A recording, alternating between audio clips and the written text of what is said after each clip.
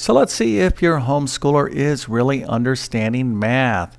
So if your child has taken at least homeschool pre-algebra, this should be a very easy problem for them to solve without a calculator. Okay, so here is the problem. We have -3 squared plus 6 times 4 plus 1 in parentheses. Now before I get into the solution, if you need help homeschooling math, make sure to check out my award-winning homeschool math program. I'll leave a link to it in the description below. Okay, so let's go and get into this problem. Now the first thing we need to be thinking about is the order of operations.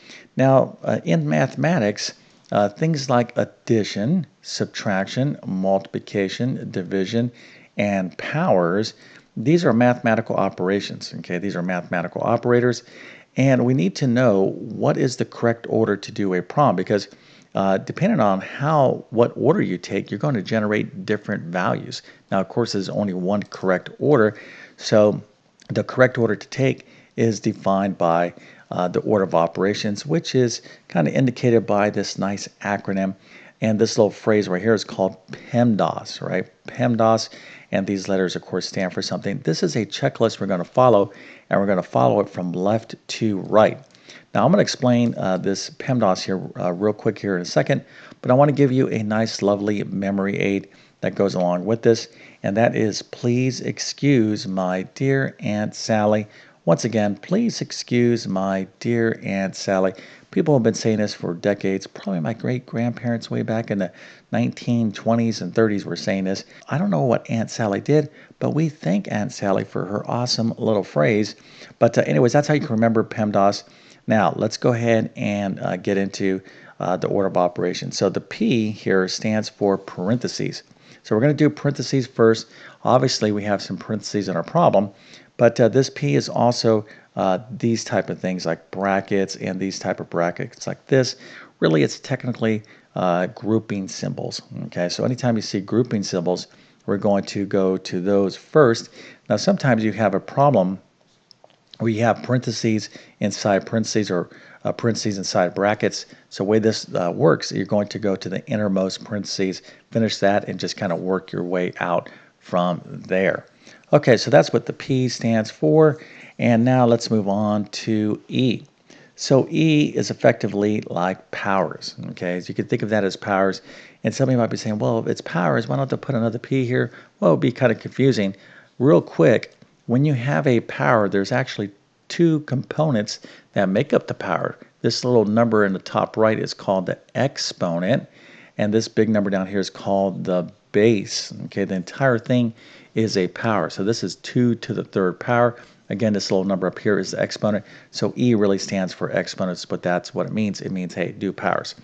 Okay, now the next part or the remaining part of the order of operations gets a lot of confusion, okay, and for good reason. I don't think this is stressed often enough or well enough in a lot of textbooks, but let's just quickly define what M, D, A, and S stand for. So M is multiplication, D is division, A is addition, S is subtraction. Now, I am saying that this is a checklist that goes from left to right, so most people would say, oh, well, you have to do all of multiplication and then you move on to division like so. But that's not the way it works. Okay, so really the way it works is this. You want to think of these as two groups. So the next thing you're going to do is multiplication or division. Okay, you're going to do multiplication or division, whatever you see first from left to right. So if I see multiplication then division like this, I'm going to do it from left to right this way. But if I see division before multiplication from left to right, I will do it this way. Okay, same thing for addition and subtraction, excuse me. It's whatever you see first from left to right. Okay, so now that you have a strong understanding of the order of operations, it's pretty clear that we have to start right here with these parentheses, and then we'll just kind of just take one step at a time as we get through going and into the solution of this problem. Now, a lot of you might be saying, well, I want to give this problem another try.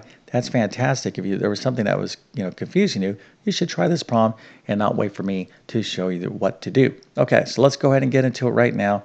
So the first thing, I'm thinking about PEMDAS. So it's parentheses, so I have to go where the parentheses are at and go inside of the parentheses. and clean up everything there. So 4 plus 1, that's pretty easy. That is 5. Okay, so no problems right here. And the next thing I'm going to show you is where there is a lot of confusion. So in terms of the order of operations, okay, let's just put this PEMDAS back up, right? PEMDAS. We just took care of our parentheses. There's no more parentheses. Now, some of you always say, hey, there's parentheses here. Well, there's nothing to do inside of it, right? We don't have any math, any operations to do. So this simply just means 6 times 5 at this point, okay? So next thing on our list is exponents, powers. So do we have any powers? Yes, indeed, right here. So we're going to have to take care of that before we move on to any multiplication or division and addition and subtraction. Now, this -3 squared, we have to figure out because this is powers, right? We have to handle this exponent part first. But here is the thing. A lot of people think that this -3 squared is the same thing as taking -3 to the second power, okay? These two things are different, okay? This does not mean do this, okay? This is something different. And a lot of people think, oh, I'm going to take -3 and multiply by itself, and I'm going to get a +9. Well, that's incorrect. Let's go and take a look why. And if you can understand this, this is going to save you a lot of heartache in the future. Okay, so -3 squared, this is not our situation, but let's just kind of take a look at what this means. -3 enclosed in parentheses squared means take -3 and multiply by itself 2 times, right? So a negative times a negative is a positive, so our answer is going to be +9. Now this right here, what we're actually have to do in this problem is -3 squared. This does not mean this. And it can be easily confused, so if you've been confused or if you are confused, I understand, right? But let's try to clear up that confusion right now. What this means, -3 squared, where there's no parentheses, is that this squared right here, this exponent is acting upon this. So really, I want you to interpret this situation as the opposite of 3 squared, okay, or the negative of 3 squared. So 3 squared is 3 times 3, that's 9. So this is -9, okay? So, you need to be able to distinguish where that negative sign is in a power, okay? Another way you can kind of think of that is this is a negative of 3 squared. And let's see if we can make this even a little bit more clear here in a second. So -3 squared, technically, this is like a -1. So that would be like a -1 times a 3 squared. So when we're thinking about the order of operations, we're going to do powers before multiplication. So that's a +9.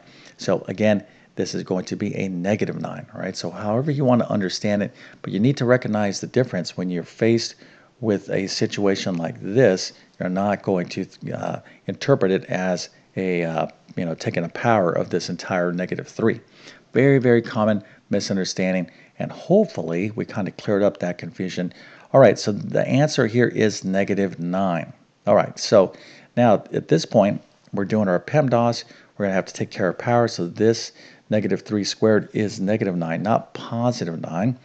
And so we have -9 plus 6 times 5. All right, so 6 times 5, and that's going to be pretty easy to do here. So 6 times 5, of course, is 30. So -9 plus 30 is 30 minus 9.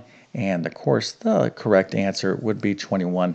Now, if you're struggling with anything here, okay, what you want to do is just make note, okay?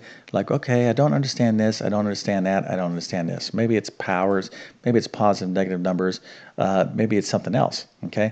Well, this becomes your kind of like your math shopping list, right? So what you have to do is go to the math store and pick up these skills. You're like, yeah, I need one of these, one of those, and one of these, and that's how you improve in math. So with that being said, I definitely wish you all the best in your mathematics adventures. Thank you for your time, and have a great day.